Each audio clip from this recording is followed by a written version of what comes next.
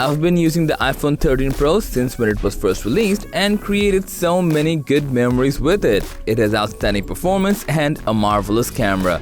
Honestly, it was a really good time with it, so just like millions of Apple fans, I've decided to upgrade my device to the iPhone 14 Pro, which brings some exciting new upgrades compared to iPhone 13 Pro, including Dynamic Island, a 48-megapixel camera, and a brand new chipset, Bionic A16. However, after using it for a few days, I feel nothing new, and now I'm regretting switching to iPhone 14 Pro. Here's why.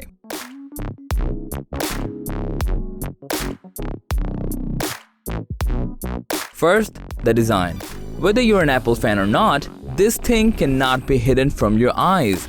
The design of the iPhone 14 Pro is exactly identical to the iPhone 13 Pro. For 3 generations, they're just selling the same design for what? So, if you're using iPhone 14 Pro for the first time, the design won't create any issues for you. But for an Apple fan, it means a lot.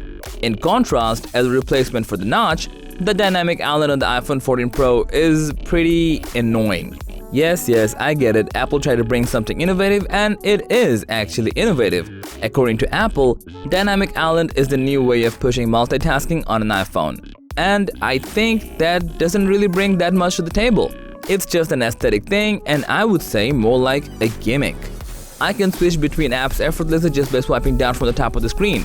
For me, the problem of Dynamic Island shows up while I'm watching content. It's like something in the middle of videos that distracts me a lot.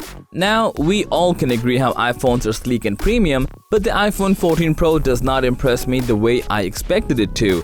But it's worth saying that the iPhone 14 Pro represents something. At the same time, it's similar to its predecessor while also being simultaneously new. I cannot wait to talk about the iPhone 14's brand new camera. 48 megapixels on iPhone. It's a huge achievement for iPhone fans.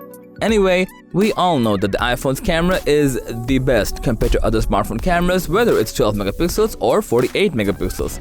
However, the main thing that disappoints me is I'm not getting the full potential of the 48 megapixel sensor. It just takes a 12 megapixel image with 4 times the detail. For me, the iPhone 14 Pro clicks similar photos as my iPhone 13 Pro. Then why is there a 48 megapixel sensor? Well, Apple allows you to get a whole 48 megapixel image if you want, but only in Pro RAW mode, which is great for those who want to drop the image in Photoshop. It also increases the size of the image, so raw image means more storage, and more storage means more price. Now, what I'm going to say is probably the worst thing that ever happened to an iPhone series.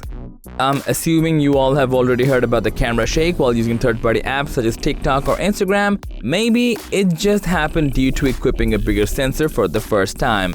Though Apple solved the issue by providing an iOS update, it doesn't seem well for the reputation where they're renowned for delivering optimized devices from day one. Okay, so now let's talk about the chipset. The good thing is, the new Bionic A16 is running the show of the iPhone 14 Pro, whereas the base models are still on the iPhone 13 Pro's Bionic A15. The main concern is how fast the Bionic A16 chipset is. As we have seen in the launch event, Apple compared it with the 3 generations old chipset, the Bionic A13. Now, why is that? Why not with the Bionic A15?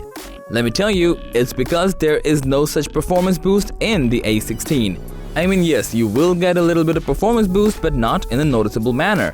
So why spend that much money if you're getting almost the same performance? The final one is battery life. My iPhone 13 Pro has kept me away from battery anxiety for a long time.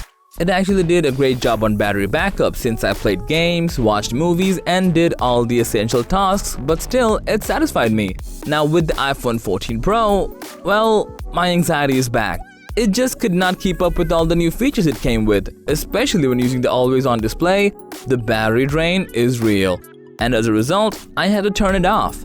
So I expected better battery life from a phone that costs about $1,000. So in my iPhone 14 Pro experience, I really couldn't feel much difference from the iPhone 13 Pro.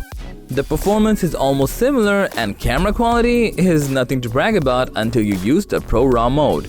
Even features are not optimized for iPhone 14 Pro's battery life, and the most annoying thing to me is Dynamic Island, which distracts me from my viewing experience. So, I might sell the iPhone 14 Pro in a few days, and I would suggest if you're an iPhone 13 Pro user, don't upgrade to the iPhone 14 Pro. So, that was all from me today, and I would love to hear your opinion on this topic. Thanks for watching the video. Like, comment, and share with your friends if you find this video to be helpful. Subscribe to our channel if you want more videos like this on your feed.